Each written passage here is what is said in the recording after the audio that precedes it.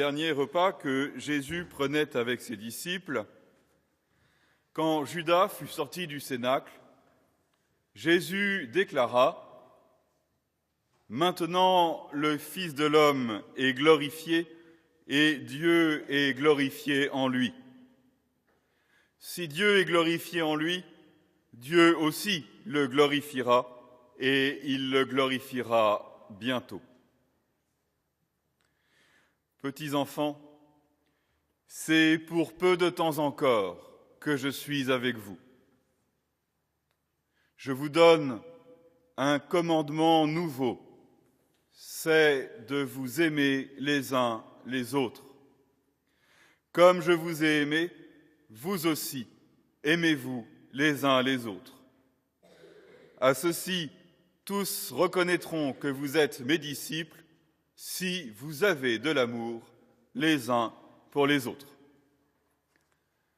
Acclamons la parole de Dieu. Louange à toi, Seigneur Jésus. C'est le père Yves Combeau, dominicain à Paris, qui prononce l'homélie. Ce lundi, il y a 6 jours, je me suis fâché au téléphone contre une dame qui pensait le plus grand mal du jour du Seigneur. Et je me suis vraiment fâché. J'ai été très sec et parfaitement désagréable, comme malheureusement je sais l'être. Certes, j'avais d'autres soucis. Certes encore, les lundis matins sont parfois compliqués. Mais je me suis fâché. Et là-dessus, j'ai lu, comme je l'avais prévu, l'évangile d'aujourd'hui pour préparer cette prédication. Aimez-vous les uns les autres. 3 fois, j'ai rougi. Nous sommes tous convaincus que nous devons nous aimer les uns les autres. Et des conseils et des commandements de Jésus, c'est le plus fort, c'est le plus évident. Et nous sommes tous convaincus qu'en effet, on nous reconnaîtra disciples de Jésus-Christ en ceci que nous nous aimons les uns les autres. C'est la première règle de vie en communauté. Qu'il s'agisse de vous, frères et sœurs de la Cotellerie, de nous, les dominicains, c'est la première règle de vie du couple, de la famille, c'est la première règle de la vie amicale, enfin c'est la première règle de la vie du chrétien. Nous en sommes convaincus. Et pourtant, ce commandement d'amour, qu'est-ce qu'il est difficile. Il est souvent question du combat de la foi, du combat spirituel, du combat de la prière, mais du combat de l'amour. Car l'amour, en vérité, ne va pas de soi. Nous le savons bien, nous le vivons tous les jours.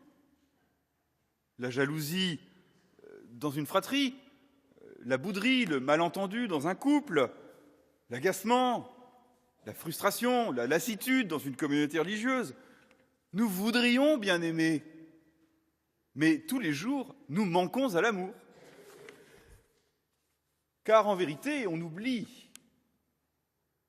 que si une relation d'amour naît le plus souvent de façon spontanée, je tombe amoureux, une amitié se noue, cette communauté m'attire, donc si une relation d'amour naît le plus souvent de façon spontanée, elle ne dure que par notre volonté. Nous décidons de prendre patience, d'écouter, de faire taire notre égoïsme, de marcher d'un pas différent de notre pas. Nous décidons de rendre service sans attendre de gratitude et nous décidons de chercher constamment dans l'autre ce qu'il a de bon alors que ce qu'il a de mauvais nous sature le regard. Et toujours, nous devons décider de nouveau de recommencer cet effort. Enfin, aimer demande du courage. courage, le mot courage, vient de cœur. Quand Jésus nous demande de nous aimer les uns les autres, il nous demande d'avoir le cœur fort, actif, patient, délicat, humble, intelligent, persévérant. Il nous demande d'avoir la volonté d'aimer. Ce lundi matin, la lecture de l'Évangile d'aujourd'hui a été pour moi, petit Saint-Pierre de mai 2019, comme le chant du coq. J'avais peut-être raison au fond,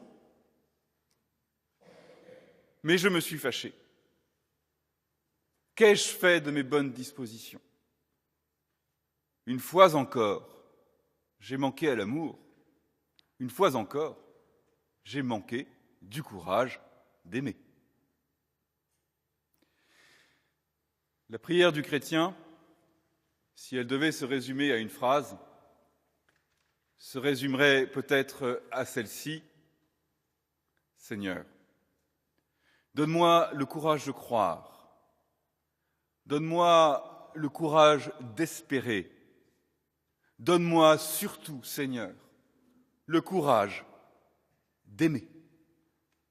Amen.